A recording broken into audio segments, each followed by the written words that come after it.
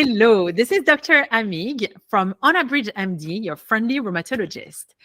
And I will start as I usually start, which is that if you are looking for a rheumatologist in the Denver or Colorado area, we are currently accepting new patients. We have the first direct care rheumatology practice, which means that we can see you in a timely manner and you do not need a referral. All right, let's get to business. So today I have a very dear guest that is on the podcast. Dr. Tanielle Brew Smith is a family medicine and obesity specialist, but she has something very special. She is also an hypnotherapist. And today we're going to go and deep dive into what hypnotherapy is, how can we use it on a daily basis, and also learn from her own experience. Dr. Brew Smith, thank you so much for being here. Oh, you're so welcome. You're so welcome. Thank you so much for having me. I'm so excited about this conversation.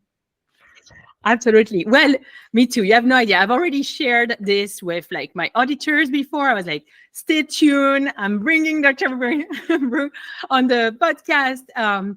And so, well, maybe why don't you tell us about you, why you chose family medicine and obesity medicine, and why did you go into hypnotherapy? And then we'll go, I just want to explain to the auditors, then we'll go about what is hypnotherapy, and then we'll go in the third part of how do we use it. Okay, so tell us about your journey into learning this.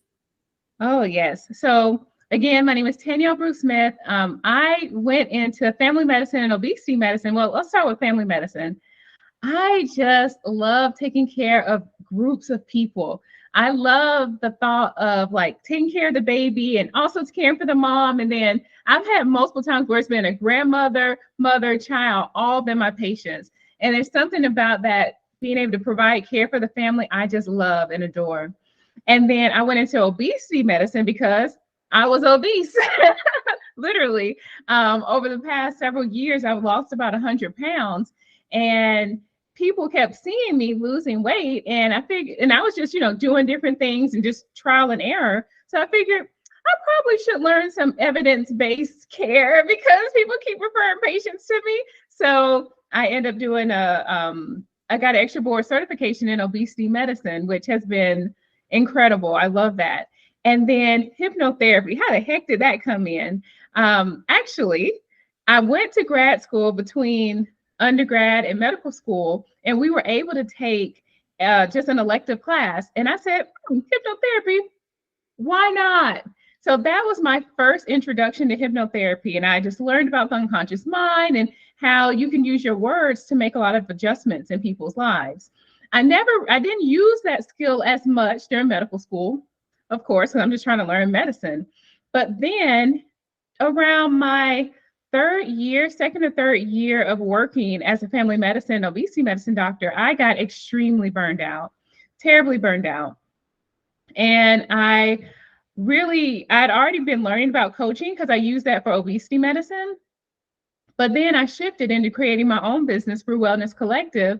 And a few months into the business, I brought in the hypnotherapy again. I got more training into it. Another physician who is a hypnotherapist really taught me about the power of it. And I saw just during the training how I shifted as a person. And actually, fun fact, the first coach I hired during my burnout journey was a hypnotherapist. I woke up in the middle of the night, actually in the morning, and I was like, I need to find a hypnotherapist because I got to rewrite some of these unconscious thoughts that I have. And I know I can't do it by myself. So me and him worked together for about 3 to 4 months. And that really helped me to just see what were some of my thoughts that were leading me to have these recurrent episodes of burnout. And I just learned so much from him. That's what led me to get really just redefining and just strengthening my own training. So since then, I've had two different hypnotherapy trainings. This is something I do every day. Before I got on this call, I was talking to my hypnotherapy coach. So it is just something I love because I see how it can help people in so many different ways. Thank you so much. So there's so much things that I want to go deeper into. But before we go deeper into those questions, what is hypnosis? Yes. So hypnosis, well, let's talk a little bit about the conscious and unconscious mind. Our conscious mind it only runs about 5% of the show. So some of our initial thoughts, if we have like, oh, this idea comes up, that's probably our conscious mind, just some of those random things. But our unconscious mind is running everything. So everything we experience throughout our life is stored in our unconscious mind, which is like 95% of our mind. So how our body works, how we're breathing, our heart, all that unconscious mind. Some of those deep-rooted beliefs that were stored in our mind when at the age of like 1 or 2 or 3 or 4 that we don't even remember, but it's still running the show. That's unconscious programming. So the unconscious mind really is the workhorse of everything we do. I think everything we shift and change starts with a thought. And that thought, really, a lot of that background from that thought is from our unconscious beliefs, our unconscious values, and just our unconscious programming overall.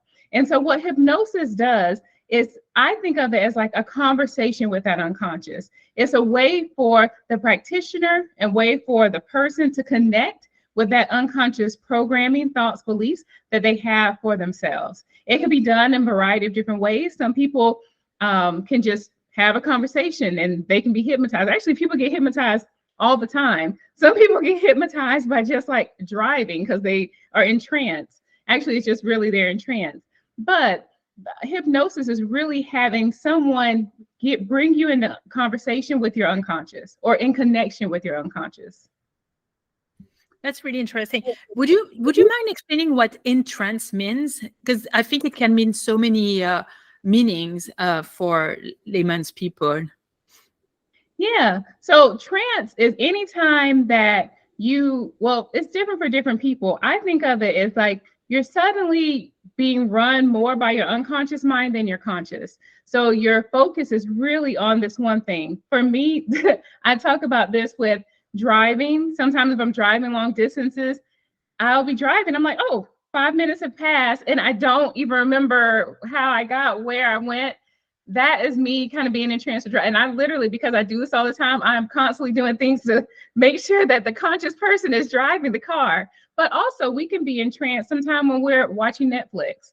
We suddenly, hours have passed and you've been only watching TV this whole time because you're so connected to what's going on. As you having this connection with something else in front of you.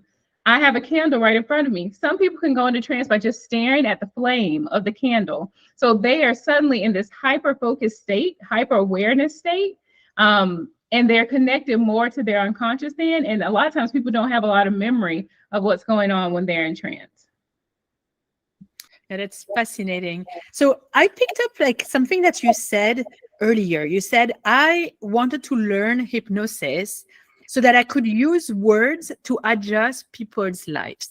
Can you go a little bit more into what do you mean by that? So I think for most of the people out there, and even including me until very recently, I thought hypnosis was only when, you're imagining the pendulum in front of you and then you're going to count and that's when you're in hypnosis. But it sounds like that is not the case.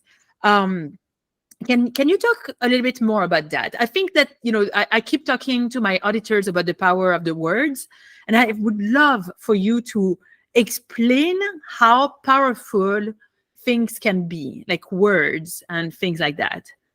Yes. So I think I want to start with talking about affirmations because that's kind of how I got into this. I'm like, oh, well, if I just speak these positive words about myself, I'll be fine. If I just change it, I'll be fine. Well, I was saying these things, I'm writing on everything. I got all these positive messages around me, but still not feeling like I'm good enough. You mentioned the pendulum. That is just a way that they bring that person into trance. They relax them down enough to really start talking to their unconscious.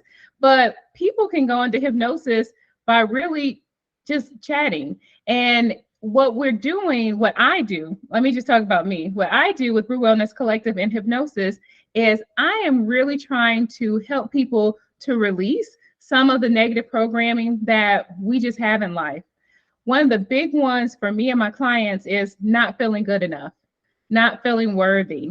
And there's a lot of different, just not even intentional ways that this not good enough comes about. We think that we have to work extremely hard to achieve. As a person who has 50 billion degrees, i.e. me, I felt like that was my and it was, the thing is, it helped me for a very long time, having the thought that I need to have this degree, this fellowship, this certification before I can set myself out there, because that would show that I'm good enough. When really, I was always good enough. With none of that, I was still good enough. Because I am born and here in this earth, I am worthy. So I don't have to do anything to prove or show anybody else, oh, my worth or my goodness is this. No, here, sitting here, worthy, great, good enough, nothing else I need to do. So a lot of what I do with people is actually deprogram them so they're not doing 50,000 things to show their worth. They can actually just feel that worth within them. And then they move from that place, not the having to prove themselves place or do this extra. No, you were born, you made it, you were born, you're here, you're worthy. Now let's move from there. What do you want to create from that? You don't have to prove anything else, you're done. So that's really interesting. I love it. I think it's so powerful to remind this to everyone. You are worthy. Like there is nothing that we need to prove to anyone, including ourselves, right? Like we are here. Mm-hmm. I'm still very intrigued by the work that a hypnotherapist can do. So, and we had this discussion together not so long ago when we met in Atlanta. And when I was telling you how I talk about or to my patients, how I make sure that I use very positive and very optimistic words that are, driven by science, you did say, oh, that could be considered hypnosis. But what is the difference? How do we make a difference between just affirmation, just placebo, or hypnosis? I'm really trying to get to how do you say that this is hypnosis? Is it just because the subconscious is hearing it, and because you're a doctor, they are hearing it more? What's the reason? Why does it work? So I feel like it works. Well, actually, we all are kind of in a place of we're being hypnotized all the time without even really knowing it. So that's one thing. Going back to the conversation we had before, it was more of, as a physician, we have more influence with our words when we say something to a patient. So the fact that you speak to your patients in such a positive, forward-focused way can have a major impact on them than anything. For example, I can bring in my own personal scenario. So like I told you before, I'm going through my IVF journey. I had a visit with one of my, actually it was a nurse practitioner who I was seeing. And even though it was a possibility, she was saying a lot of negative things around what was going on with me. Without even knowing it, I had internalized what she said and was really suddenly filled with fear, complete fear, fight or flight. I couldn't even think straight because I thought, oh my gosh, this is over. I've done everything wrong, blah, blah, blah. And it took me literally listening to one of my own self-hypnosis scripts about releasing fear and journaling to know, wait a minute, this is one person's thought. She's telling me possibilities. And this is what I know to be true because this is just what I know for myself. And so that helped me to kind of shift into a new way of being. And of course, everything is working out fine. I have my egg retrieval tomorrow. Tomorrow, whenever people hear this, it'll be done by then. But anyway, but it's really hard sometimes to tell when the hypnosis is starting when it's not, because all hypnosis is self-hypnosis. It's not like, oh, hypnotize and we start now. No, it's really what's going on with that person, how they are connecting to you. Are they in agreement with what you say, with what you are saying? And are they following that? Are they being led somewhere by the words that you're saying? So we all are I'm probably doing a little hypnosis right now, not really, because I'm not relaxing you down. But if you are in agreement with what I'm saying and connecting with my words, it's a way that people can connect with one another. And it can be deeper just depending on if you are relaxing the person down. We have something called convincers to show you that, okay, yes, your arm can be stiff and you're agreed with what I'm saying. So it's really hard to tell the difference between when someone's being hypnotized and when they're not. So a lot of times people are being hypnotized and they don't even know it. I want to share repeat one of the things that you said about the fear that you had about your egg retrieval and the IVF experience. And you said, stop. This is one person's thought. It doesn't mean that this is real. And I think that is so powerful. I mean, wow. Just having the presence of realizing that, hold on, I'm scaring myself. It may not be the truth. This is not the whole truth. Mm-hmm. Exactly. And I had to keep repeating that. And there's so many words that people have said to us throughout the years that we don't even know that we have internalized that so much. And that's what's running the show. That was just one example of literally this one time, this one lady said this thing about my eggs. I just went crazy with it. And I had to say, stop. I had to do a pattern interrupt. A pattern interrupt is when you're having these recurrent thoughts going over and over again. And there's something that says, stop. Sometimes it's an audible, I will literally snap my fingers and say, we're doing something else after this. I need something to shift me from here to there. Sometimes for me, pattern interrupts can be me exercising, going outside, moving my body just to kind of release whatever the person says. Some pattern interrupts for people can be, no, I don't agree with this. And then they go on with whatever this new thought they want to agree with. But it's a way of separating what was told to them or what they thought in the past to what they want to believe in the future. Wow, this is so powerful. What they were taught in the past and what they want to believe in the future. So let's look at this a little bit more in detail. So you talked about affirmation at first, and you said, well, it started with affirmation, but it's not enough.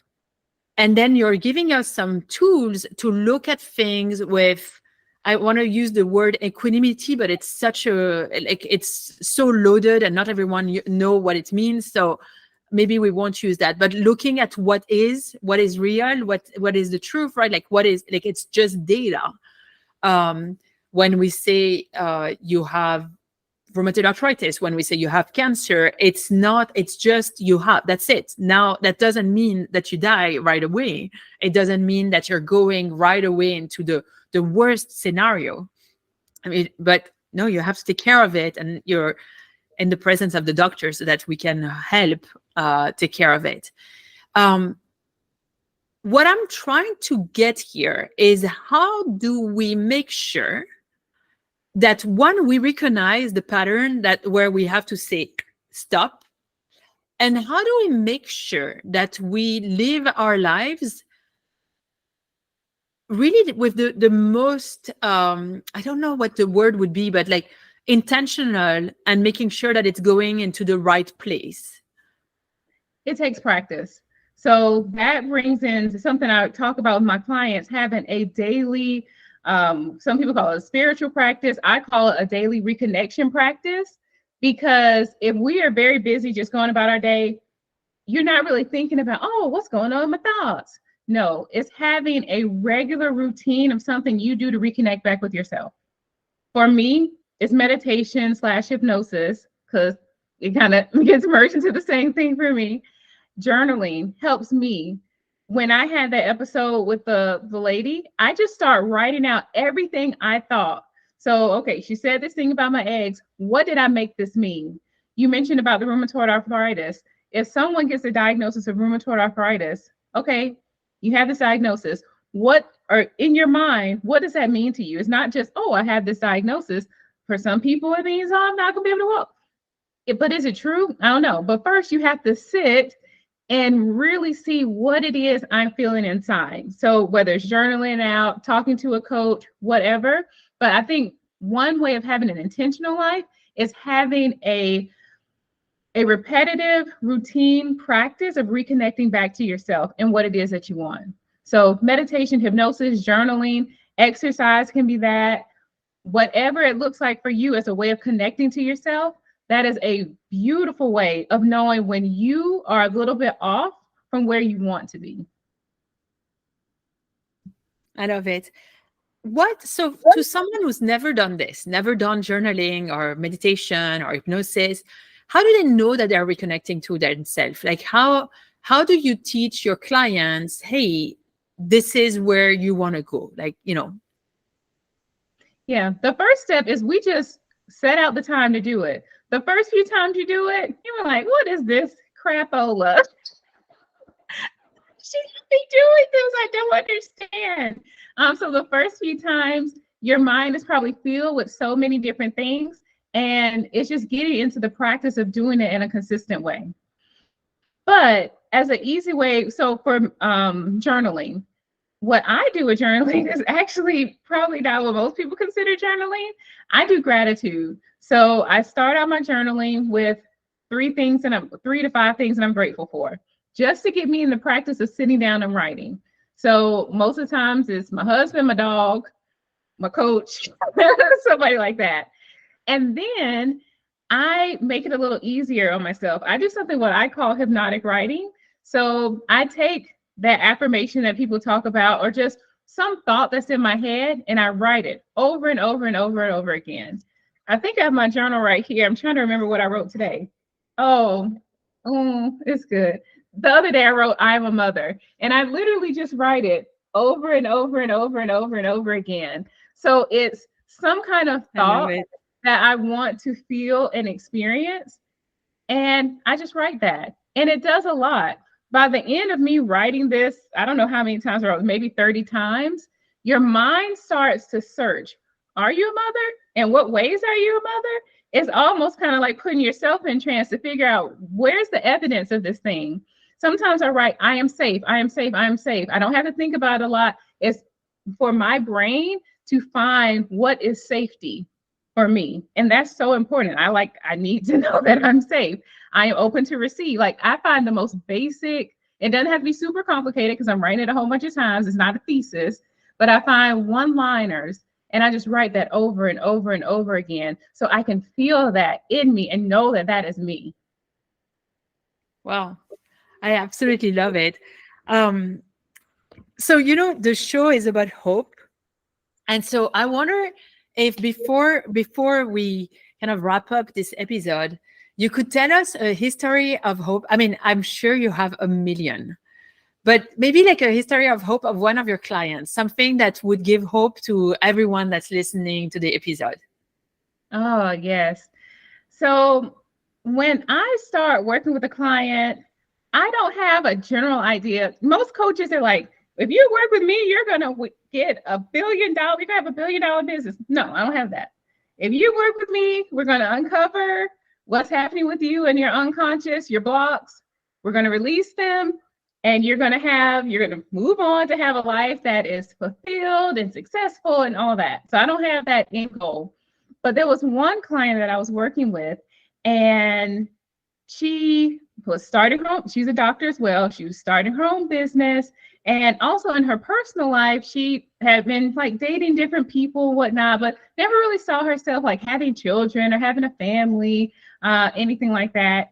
And after, I think it was like session 1 or 2, we did this technique called timeline therapy, where we choose a negative emotion like hurt or anger or something, go back in your timeline and see where that started and learn lessons from that.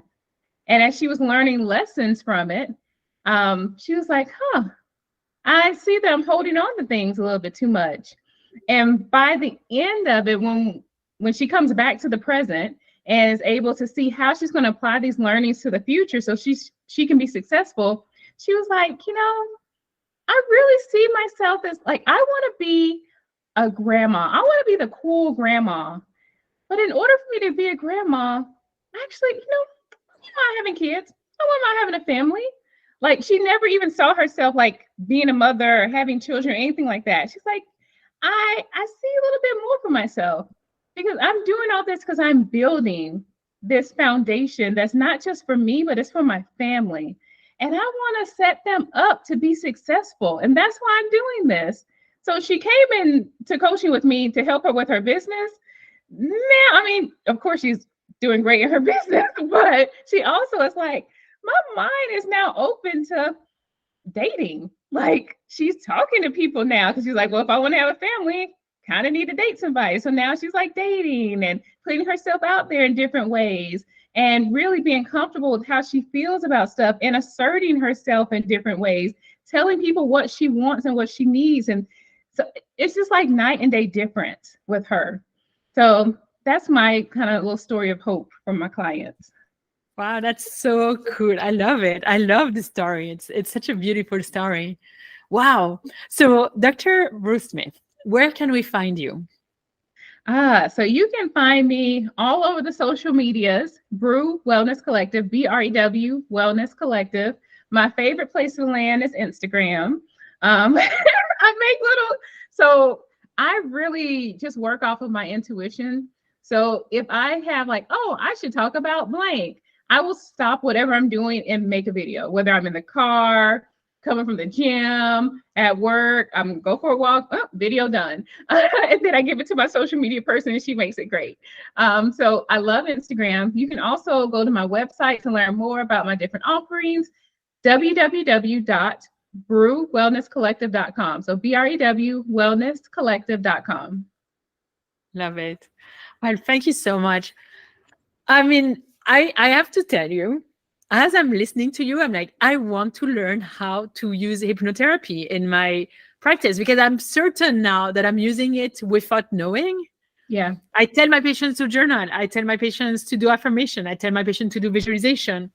And I do it myself. I just don't do it enough. Like I miss it. So I need to do it more often, more like daily practice. But yeah, I mean, this is so cool. I think we're going to stop this first part, but I would love to have you again to talk about the power of the words, because this is really what, to me, like this is one of the most important things that doctors can or cannot do. So if hopefully you are willing to come back and talk about the power of the words. 100%, 100%. I would love to. You let me know when you want to do it. Let's do it. Awesome. Well, thank you so much. And everyone, if you are looking for a rheumatologist or if you know someone that's looking for a rheumatologist, we now have the first direct care rheumatology practice in Colorado on UnabridgedMD.com. Bye. All right.